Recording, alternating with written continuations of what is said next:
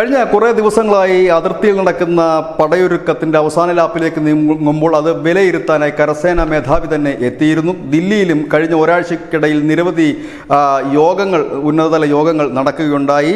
ഇപ്പോൾ പുറത്തു വരുന്ന മറ്റൊരു വാർത്ത, അതായത് നിർണായക വിവരങ്ങളിൽ നിർണായക സന്ദേശങ്ങൾ സൈന്യത്തിന് കൈമാറിയിട്ടുണ്ട് എന്നുള്ളതാണ്. കഴിഞ്ഞ ദിവസം വന്ന ഒരു വാർത്ത, 50ഓളം കേന്ദ്രങ്ങൾ ലക്ഷ്യമാക്കിയിട്ടാണ് സൈന്യം നീങ്ങുന്നതെന്നുണ്ടായത്. ഏതായാലും ഇത് അവസാന ലാപ്പിലേക്കാണ് എന്നാണ് വിവിധ വാർത്താ ഏജൻസികൾ റിപ്പോർട്ട് ചെയ്യുന്നത്. അതിൻ്റെ ഭാഗമായിട്ടാണ് ഒരാഴ്ചകളിൽ രണ്ടാമത്തെ തവണ കരസേനാ മേധാവി ഈ അതിർത്തി മേഖലകൾ സന്ദർശിക്കുന്നതും സ്ഥിതിഗതികളും ഒപ്പം തന്നെ സേനാ വിന്യാസവും നീക്കവും എല്ലാം വിലയിരുത്തുന്നതും, അതായത് നിർണായകമായ ചില സന്ദേശങ്ങൾ നൽകി എന്നുള്ളത് തന്നെയാണ് ദേശീയ മാധ്യമങ്ങൾ റിപ്പോർട്ട് ചെയ്യുന്നത്. News desk news India Malayalam.